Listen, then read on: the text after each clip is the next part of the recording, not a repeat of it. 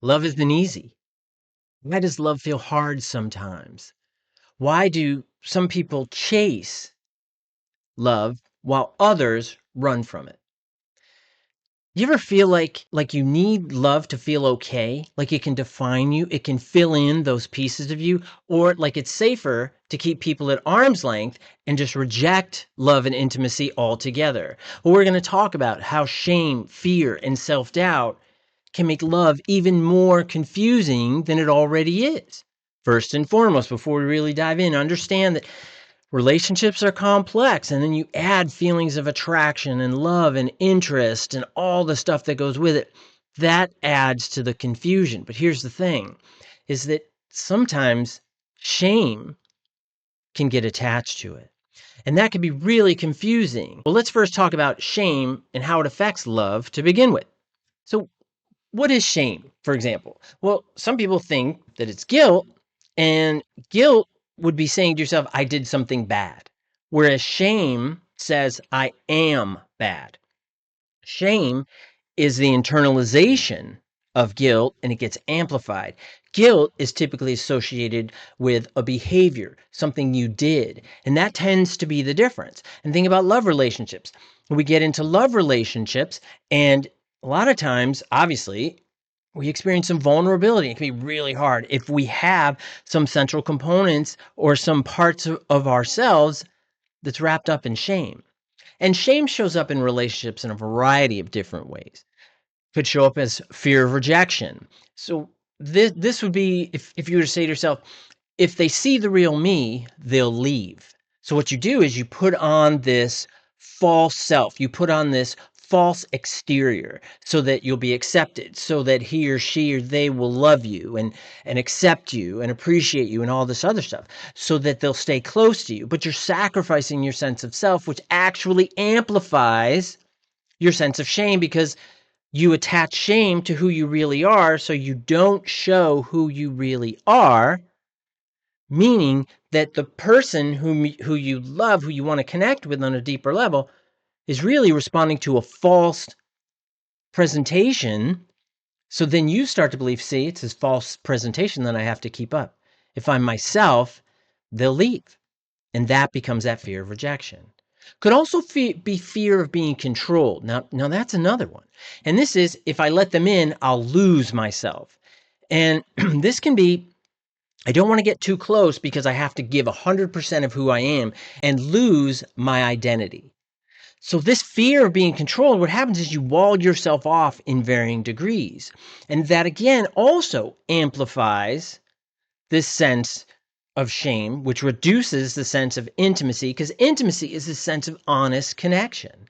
So now who I really am, I don't want to lose that, but I don't like it because I feel like it's broken, defective, dirty, gross, whatever it might be. So then I don't want to lose that, but I want to be more honest. I don't want to be controlled.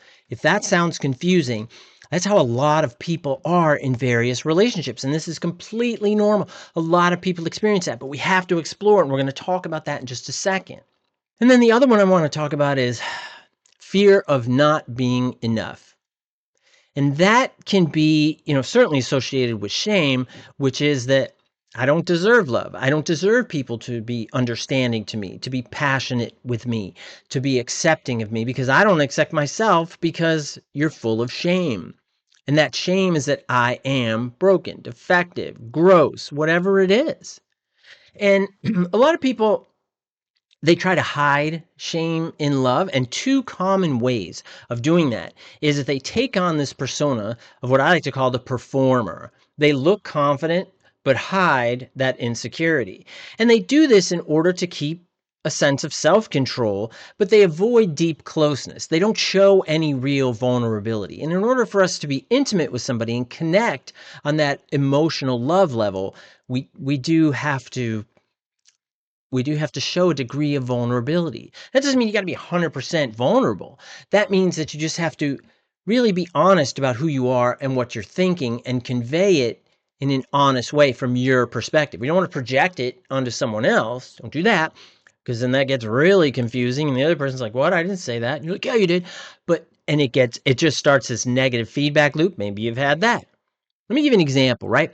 Let's talk about Mike. So Mike dates easily. He has a lot of dates, this guy Mike. Oh, yeah, he does. But he pulls away when things get serious. And what happens is that Mike is trying to protect himself. He feels this pull towards vulnerability and intimacy. And as soon as he gets that, whoops, I'm going to back up. I got to back up. I got to get out. And they bail. And he bails. He bails on them, right? And then the other one I like to call the chaser. And this, you need love to feel okay. You're like that puzzle that has that one piece that's missing, and you're like, oh, I know it's out there. I know it's out there. I know it's out there. And instead of realizing you have it in your pocket, you keep looking for it in other people. And you overthink the certainly relationships, and are they being sincere? Are they being honest? Can I trust them? Well, I need to be closer to them. And then you have this intensive fear of being left, of rejected, of abandoned. And so you're following it all the time, and you're chasing different relationships because you expect them to complete your puzzle. So it has to be that perfect piece that falls right in there and completes your puzzle. And we can talk about Emma. Emma's a good example because she needs constant reassurance. So she's always going to her partner and always saying, am I good? Are you happy? Are you happy? Are you sure you're happy? Is everything okay? I can tell you're not. Well, because you're not happy, then I'm not happy. And if we're not happy, you're just going to leave me. So I'm just going to blow this whole thing up. Now that's not conscious. It's almost like 1 to 1,000, but in like 2 milliseconds, right? It's like super fast. And because Emma's always looking for reassurance, she's always just riddled with anxiety and worries if someone takes too long to respond, if someone is quiet, if someone is acting in a way outside of her expectations, that triggers her fears. And she reacts to those fears, not to what's going on in the environment, but actually she's responding to her fears alone. And because she's always chasing love, she's always running. And what happens if you're running every day? Whew, don't you just get tired? Just get tired, man. You're running so much and you're just kind of tired. And these things create confusion. Love gets confusing. And that is actually a part of love. Movies will tell you once you find love, everything will work itself out. Well, let me tell you, it's always work. I like to think of relationships as like a plant. And you got to water your plant. You got to talk to your plant. You got to make sure your plant gets sunlight. It's work. It's not bad work. It's just work. I mean, that's the reality of it. But both sides have to work. The plant's got to do its own thing, how whatever that is, get greener, or be more interesting. However, a plant can do that. Some plants are really cool. But you can't just neglect the plant and say, well, yeah, this is the plant. This is the relationship. I don't need to feed it. Heck with that. But you have to. And it is going to get confusing because what happens is that a lot of people, they're kind of contending with this fear of abandonment and fear of intimacy. So one person can want to get close, but the other pulls away. So you're in this tug of war. Well, I want to get close to you. This is making me nervous. And the sense of shame might kick up, so you pull away. So then when you pull away, then you're like, hey, wait, it looks like they're pulling away. Oh, and then you end up back on other side. So it's this constant tug of war back and forth. Emma, for example, she wants to connect. Now, Emma and Mike were an item. So Emma wants to connect, but Mike feels smothered. So what happens is she's chasing him, right? And he is performing. So the chaser goes after the performer, but there's such a lack of genuine sense of self that who are they really dating? I don't know. They're dating their own personas and fears and shame. So there's no sense of vulnerability. There's no sense of genuine intimacy. Now, the other component here is also rejection sensitivity, and that's really common. We're all afraid of just, coming home and the house is empty. We see that on TV. It's like, oh my God, right? So this is where that rejection sensitivity, you see danger in small things. Could be like tones or short texts or whatever else it is. And when you see that, it creates this, and it could be an abandonment fear, it could be rejection sensitivity, it could be emptiness, could be shame, Could be a lack of self-value. There's a whole host of things that it could be. And I want to encourage you to figure out what that is, because that's important. You have to explore your feelings. And I know that they're scary. I get it. I totally get it. But it's so important for you to understand your feelings and what activates them. Now, for example, we can talk about Kay. Kay feels like a breakup, even if it's not. She always feels like she's in the midst of a breakup. So there's always a rupture and a repair, rupture and a repair, rupture and a repair. I could just keep saying it, because that's what Kay is managing. That's what she's dealing with. That's how she sees it, that we're constantly falling apart. So I have to constantly super glue it. So it's like a really nice fancy vase. You know what I mean? So you got a really fancy vase, but you keep dropping it, even though you're afraid, well, somebody's going to drop it, so I'm going to drop it first. You slam it on the floor, but you're like, hey, I kind of like that vase. So you start super gluing it back together. And then once you super glue it back together, you're like, well, I don't want somebody else to break it. So you keep pushing it over. Whew.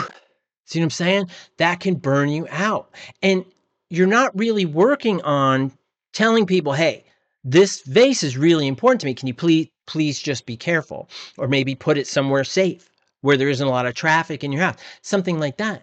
But what happens in those relationships, we don't have those conversations. We don't have those conversations of feeling vulnerable, of when we're frustrated, of when we feel just disrespected or left out, or any of those things. Because if we bring them up, then the relationship is going to fall apart and I will be left all alone, which will amplify, or even worse, justify those feelings of shame that you have. Now, last we want to talk about is that emptiness in relationships. And even when things are going well, it still doesn't feel like enough, right? So when things are going well, you're overly focused on the negatives. Oh, things are nice and quiet. Well, they're quiet because he or she's bored.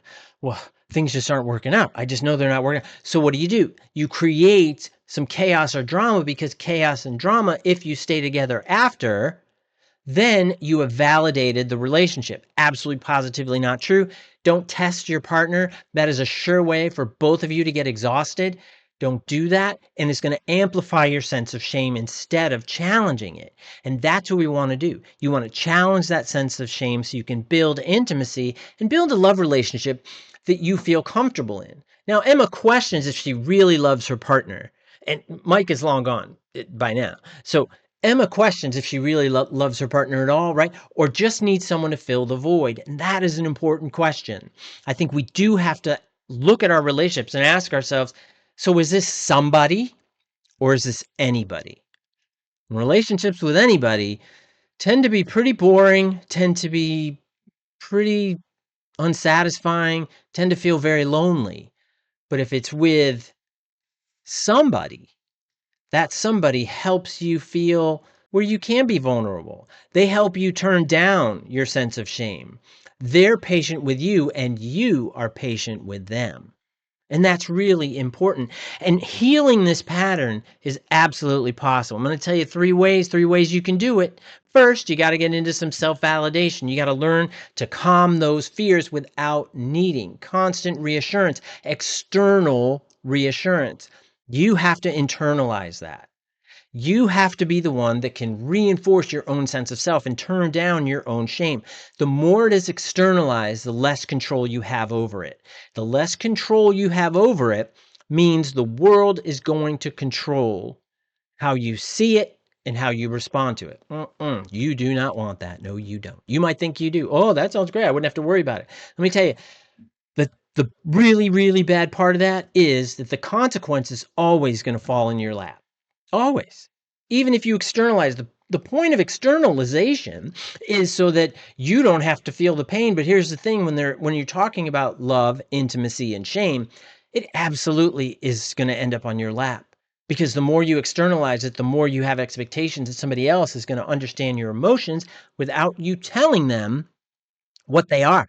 So they're going to misinterpret it because they're human and not mind readers, and then they're going to get lost, and then they're going to do it wrong. So then you constantly feel lost, and you end up with this internal statement of their love defines my worth. No, no, no. The internal statement I want you to have, and write this down. Get a pen and paper. I'll wait. Just kidding. Their love doesn't define my worth, and it doesn't. to be in a relationship that will continue to grow and change, because all relationships grow and change, is that we grow with it. We change with it. And it doesn't define who you are. Both of you are exploring each other, getting through life. Life isn't easy and it's always changing, right? Like it's like the ocean. The ocean doesn't just sit quiet. It's got all kinds of different tides and all sorts of stuff going on, right? So remember, write this down. Their love doesn't define my worth. Now, the next component that we want to talk about is getting close without losing yourself. How can you get close without losing yourself? This is, you got to let yourself feel connection without panicking, without it being driven by fear. And this can be really, really hard because shame is going to keep popping up. It's going to keep popping in your head and saying, remember, you don't deserve love. Remember, you're broken. Remember, your true self isn't good enough. So put out this fake image, this fake persona, this fake presentation, and then people will love you. But that's not the real you. So that's why you end up feeling empty when you're living through this persona. And Mike does it all the time. And he has to learn to stay present instead of disappearing. Mike has to learn to tolerate the truth and the intimacy in the relationship, but he also has to present his true self. And that can be tough. And the last one I want to talk about, this is find your worth without being needed. And that's a tough one. So you have to recognize and embrace the idea that you're enough, that even without someone to prove it, remember that external validation is going to do nothing but blow it up and it's going to land on your lap. So you want to do it differently. Now with Emma, what happened is that she stopped chasing love and she started to focus on building her own sense of self, understanding what she wants, what are her genuine goals, not worrying about what her parents want, not worrying about what her friends want her to do, not worrying about this, that, or the other thing, and not worrying about, well, if I fail, then I'm a loser. Whoa. Absolutely not true. Everybody fails. Everybody stumbles. I don't mind telling you, I just put out 2 proposals for a book. They both got rejected. But here's the thing. Then I was like, okay, I got these 2 proposals. Now, what else could I do? Because I saw that as an opportunity to maybe look at something different. And sure enough, my publisher was like, yeah, we absolutely want to still keep publishing with you. That sounds really cool. So now I'm working on a proposal for another book that sounds really kind of cool and interesting. So we're looking for opportunities to grow, building your own sense of self-worth, and know as for your own sense of growth doesn't always mean no. If someone else tells you, hey, no, back off, well, okay, right. But we're talking about your sense of self, that you telling yourself, no, you can't do it, you're a loser. 2 proposals and they both got denied. Loser. Wrong. Not at all. I didn't even think that for a second. What I actually thought is, okay, this gives me a little more time to think of something else. Wrote her back and said, hey, da-da-da-da. She said, absolutely. Yeah, write it up. Great. Now what am I doing? I'm writing it up. Don't over externalize your sense of worth. Not at all. Not at all. Fight for it. Work for it. Go for what you want. And in your relationships, make your relationships more honest. You got to be vulnerable sometimes. Sometimes you're tired. Sometimes you're mad. Sometimes you're sad. Sometimes you may stink. I mean, like stink. Woo, stink. They have to accept that. People stink sometimes. Not all the time. Take a shower. There you go. Right? You can do it. What I want you to do is, I want you to write about your experience. How do you manage love, shame, and intimacy? What have you done that's worked for you in your relationships? Because the comments really do help people. And that's so important to me. I think we're building a great community. I think it is super duper cool. And please add in your thoughts and stick with it and self-validate. Don't lose yourself. Right? Don't be afraid of getting close. And I know it's scary, but be your genuine self. And your worth is not wrapped up or deeply connected to the relationship. It's about who you are and being yourself. It really is. I wish you all the best, and I'll see you next time. Bye-bye.